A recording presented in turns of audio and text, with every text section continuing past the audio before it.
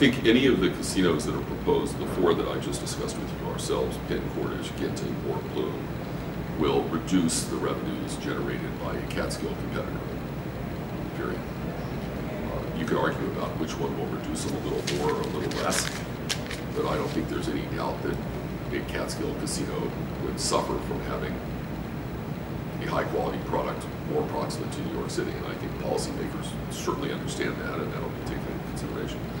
The challenge for the Catskill developer will be to recognize what portion of their total revenues casino gaming will play, and what they'll need to do to complement casino gaming with other things that are uniquely available in the Catskills, and not make it purely a casino destination, make it something better suited to its location.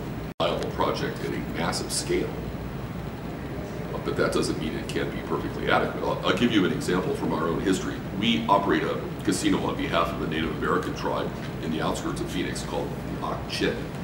And the Ak-Chin community sits 16 miles away from the main highway to Phoenix.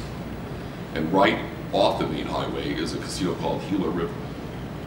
So literally every single participant who comes to our place has to drive 16 miles further than one would need to simply to play a casino game.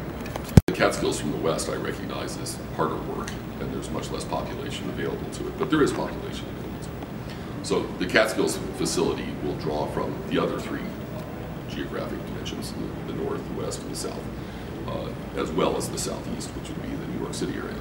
And they'll simply have to plan a location, a strategy, and a capital structure that supports the scale of that business.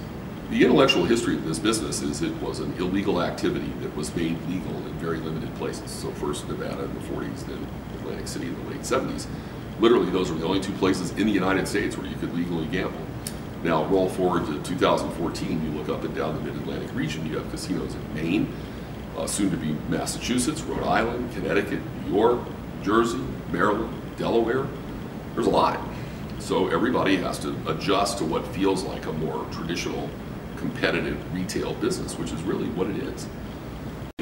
You know, I'm trained as an economist, so I'm going to give you a little bit of an economist answer. First, a Catskills casino will be viable at some scale and will support the local region.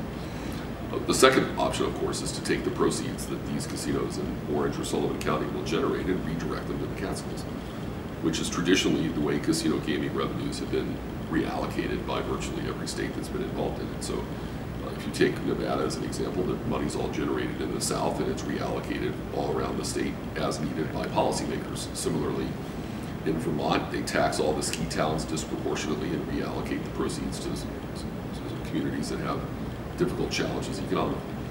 If you want to support the Catskills, the single best way to do it is to build the best facilities you can and then use the political system to reallocate the proceeds. We haven't built recently a Caesars quite like this one. So we've built other branded properties that I think compare in one way or another to what's being proposed here. The difference here is that this has a hotel as well as the gaming facility. So which case would you cite? Windsor? Cherokees are reasonable enough, the terrain and the ability. So we operate a facility on behalf of the Eastern Band and the Cherokee that's in Cherokee, North Carolina, which is right at the entrance to the Smoky Mountain National Park. It's near Asheville. It's in a rural area, and it's the only place that gaming is allowed in that general vicinity. So it services North Carolina, Eastern Tennessee, some portions of West Virginia, that general area. It does a spectacular business. It's, I think today, the largest grossing casino we operate anywhere in the world as of the last edition they've done. Well, all these proposed competitors would tend to reduce the scale of the operation any one of us would have here in Sullivan or Orange County, for example. And we all have to take that into consideration, recognizing that these things don't happen quickly. Casino developments always take longer than any of us would expect them to take. And if you take the one in New Jersey as an example, what's being proposed in North Jersey is a proposed solution to a much more complicated problem. So New Jersey has had this long-time monopoly in Atlantic County. It sees that monopoly is under tremendous stress. We operate 4 places there, so I can speak to that quite personally. It's been a very tough one. And what policymakers there are proposing is to allow casino gaming in the north take the benefits of a very high tax rate that would be placed on that gaming, effectively to bond infrastructure improvements back into Atlantic County that would allow Atlantic City to diversify from gaming into other kinds of shoreside development. Well, help me understand this a little better. To what extent would a casino in Woodbury be courting New York City visitors or residents? And how would a casino that much closer to New York City,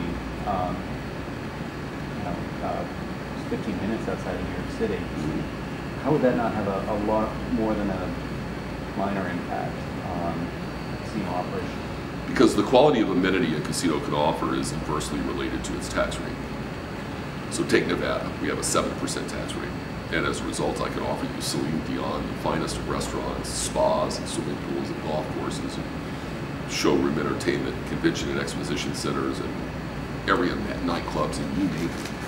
As the tax rate rises, take Philadelphia as an example, where the tax rate on slot machine revenues approaches or exceeds 60%.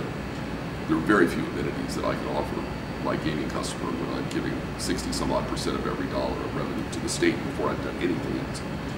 So if you have a high tax rate offering in North Jersey, what we can offer in Woodbury will be substantially better as an overall experience. When the McKenna family decides they want to go gaming, they can choose convenience, but a much more limited offering versus a little bit more investment in their drive time, but a much more compelling alternative. If you look at the Meadowlands, which will probably have no hotel rooms or very few, be a big industrial type of facility versus what's going to take place at our site. While if you want to run out and gamble for an hour on a Thursday afternoon, you might go to the Meadowlands, but if you want to take your wife and go someplace for the weekend, I'm pretty sure you're going to go to